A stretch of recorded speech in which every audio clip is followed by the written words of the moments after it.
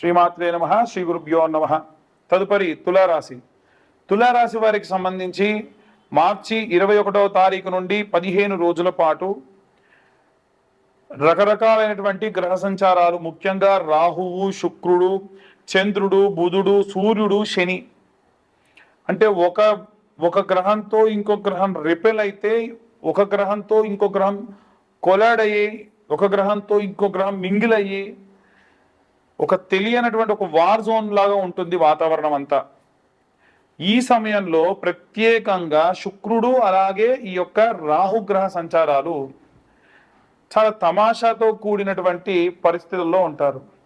తులారాశి వారికి సంబంధించి విద్యార్థులు కానీ, గృహిణులు కానీ, ఉద్యోగస్తులు కానీ, అన్ని వర్గాల వారికి సంబంధించి చెబుతున్నానండి. క్లియర్గా జరిగే ఇన్సిడెంట్స్, మీకు జరిగేటువంటి పరిస్థితులు ముందుగానే తెలవడం, ఏది మంచి ఏది చెడు అనేటువంటిది కూడా మీకు ముందే తెలవడం, మీకు ఉన్నటువంటి కాంక్షలు కోరికల్ని నిగ్రహంతో ఉంచుకోవడం, ఫలానా చోటికి వెళ్ళాలనుకొని కూడా వెళ్ళకుండా ఉండడం, ఏదైనా తినాలనుకుంటే కూడా తినకుండా ఉండడం, ఆహార నియమాలు పాటించడం, అలాగే వ్యాయామానికి సంబంధించి చేయాలనుకోవడం చేయలేకపోవడం, ఇవన్నీ కూడా కాస్త వింతగా ఇబ్బందిగా ఉండేటువంటి పరిస్థితులు. పైకి చూడడానికి మీకు విపరీతమైనటువంటి నరఘోష, నరదిష్టి తగిలే అవకాశం ఉంటుంది. ముఖ్యంగా ఈ రాశిలో ఉన్నటువంటి వారికి లక్ష్మీనారసింహస్వామి ఆరాధన ఎంతో శక్తినిస్తుంది. నిత్యం ఒకసారి లక్ష్మీనారసింహాయ నమః అని 11 మార్లు చదువుకుంటే చాలు, అంతకు మించి ఇంకేమీ అవసరం లేదు. ఇక ఇవన్నీ గోచారరీత్యా చెప్పే విషయంలో పూర్తిగా జాతకం విశ్లేషణతో కావాలి అని అంటే మీ జాతకం అంతా కూడా మీ డేట్ ఆఫ్ బర్త్, టైము, ప్లేస్ని బట్టి, మనకు పంచమ స్థానంలో ఉండేటువంటి గ్రహ సంచారాన్ని బట్టి మనకి ఏం జరగబోతుంది, మనకి ఏది లాభంగా ఉంటుంది, మనకు రాష్ట్రాధిపతి ఎవరు, ఇనుము వచ్చొస్తుందా, ఆయిల్ వచ్చొస్తుందా, ఇలాంటివన్నీ కూడా విశ్లేషణతో మీకు అందించడం జరుగుతుంది. ఈ పూర్తి జాతకానికి 2025 సంవత్సరంలో కేవలం 2025 రూపాయలు మాత్రమే ఛార్జ్ చేయడం జరుగుతుంది.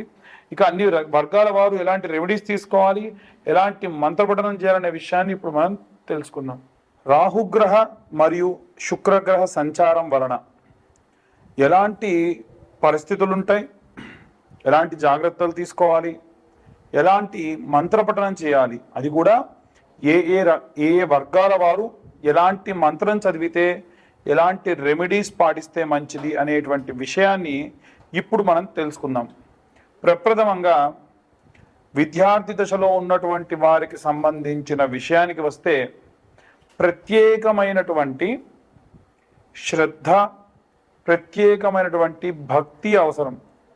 అయితే ప్రతిసారి విద్యార్థుల గురించి ఏముందండి, సరస్వతీదేవి గురించి చెప్తారు, మేధా దక్షిణామూర్తి గురించి చెబుతారు అనంటే, ఈ కాలంలో పిల్లలకు సంబంధించి ముఖ్యంగా నిద్రలో ఉలిక్కి పడడం కానీ, ఏమైనా నిద్ర లేమితనం కానీ, అపారమైనటువంటి భయంతో కూడినటువంటి సంచారం కానీ జరుగుతుంది. ఎందుకంటే రాహువు పొగ రూపేణా, మత్తు రూపేణా పిల్లల్నే కాకుండా మిగిలిన అన్ని వర్గాల వారిని కూడా ఇబ్బంది పెట్టడం సర్వసహజం.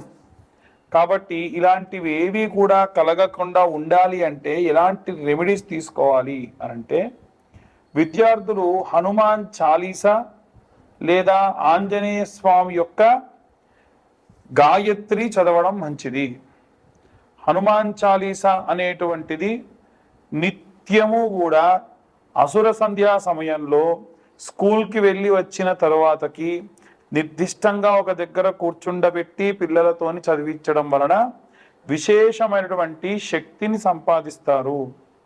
అయితే ఇప్పుడు నేను చెప్పేటువంటి విషయం ఏదైతే ఉందో, ఈ యొక్క మార్చిలో ఉన్నటువంటి ఆఖరి వారంలో ప్రారంభమయ్యేటువంటి కాలం, అంటే 21, 22వ తేదీల సమయంలో ఎలాంటి ప్రభావాలు ఉంటాయి అనేటువంటి విషయం గురించి ఇప్పుడు మనం మాట్లాడుతూ ఉన్నాం.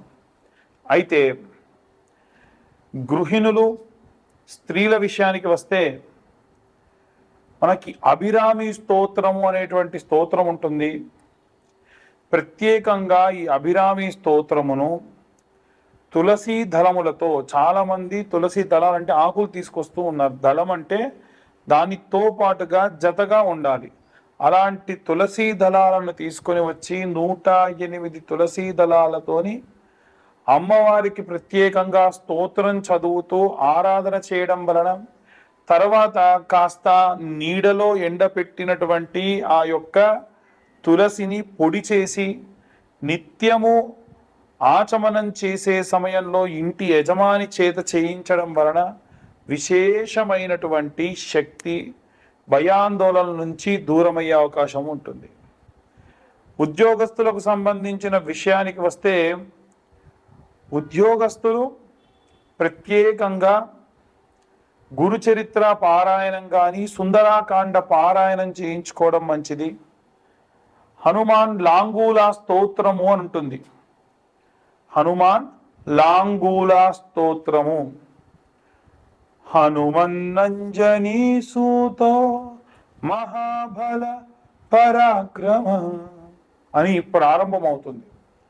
ఆ యొక్క మంత్రాన్ని ఈ యొక్క ఉద్యోగస్తులు అలాగే వ్యాపారస్తులు నిత్యం అసుర సంధ్యా సమయంలో వినడం ప్రత్యేకమైన శక్తినిస్తుంది. ప్రత్యేక శత్రు వినాశనం కూడా జరుగుతుంది. అలాగే ఎవరైతే సినిమా రంగంలో ఉన్నటువంటి వారు ఉన్నారో వారు కనకదార స్తోత్రముతో పాటుగా రుద్రం నమకం చమకం అని మీరు కొడితే యూట్యూబ్లో కానీ స్పాటిఫైలో కానీ వస్తుంది. నిత్యం ఒకసారి అది వినడం విశేషంగా మంచిది. ఎవరైతే భూమికి సంబంధించి ఇబ్బంది పడుతున్న రైతులు కానీ, భూమి అమ్మాలి కొనాలి అనుకునేటువంటి వారు కానీ ఎవరైతే ఉంటారో వారు ప్రత్యేకంగా ఈ యొక్క నీలా స్తోత్రము అని ఉంటుంది, లేదా నీలా సూక్తము అని ఉంటుంది. భూ సూక్తము, నీలా సూక్తము చదవడం కానీ వినడం కానీ చేయడం వలన నిత్యం భూమికి సంబంధించి అనుకూల పరిస్థితులు లభిస్తాయి. ఇక ఎవరైతే ఈ యొక్క రాజకీయ రంగంలో ఉన్నటువంటి వారు ఉన్నారో వారు ప్రత్యేకంగా దుర్గాదేవి యొక్క కవచముతో ఆరాధన చేయడం మంచిది. రైతులు, చేతి వృత్తులు, కుల వృత్తులు చేసేటువంటి వారు దక్షిణామూర్తి స్తోత్రము, కాలభైరవాష్టకము చదవడం మంచిది.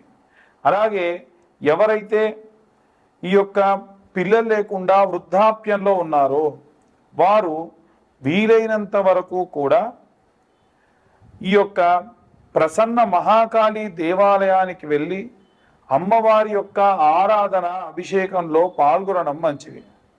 ఇక ముఖ్యంగా చూసుకుంటే వివాహం కానటువంటి అమ్మాయిలకైతేనేమో ఏప్రిల్లో 7, 14, 21, 28వ తారీఖులలో అమ్మాయిల కోసం వరపాశుపతం, పెళ్లి కాని అబ్బాయిల కోసం కన్యాపాశుపతం నిర్వహించబడుతుంది.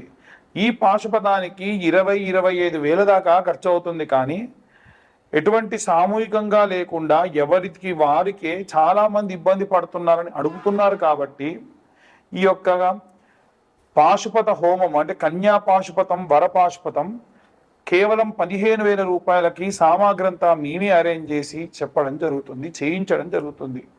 ఇక జాతకం గురించి చాలా మంది అడుగుతూ ఉన్నారు. 2025వ సంవత్సరంలో పూర్తి జాతక విశ్లేషణకి 2025 రూపాయలు మాత్రమే ఛార్జ్ చేయడం జరుగుతుంది.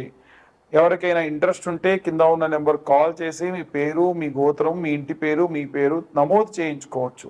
సర్వే జనా సుఖినో భవంతు. స్వస్తి.